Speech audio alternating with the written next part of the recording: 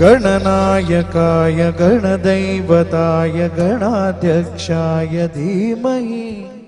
गुणशरीराय गुणवन्दिताय गुणेशानाय धीमहि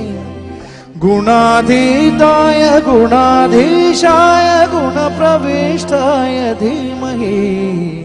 एकदन्ताय वक्रतुण्डाय गौरीतनयाय धीमहि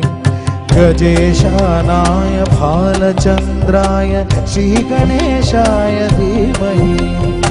एकदन्ताय वक्रतुण्डाय गौरीतनयाय धीमहि गजेशानाय भालचन्द्राय श्रीगणेशाय धीमहि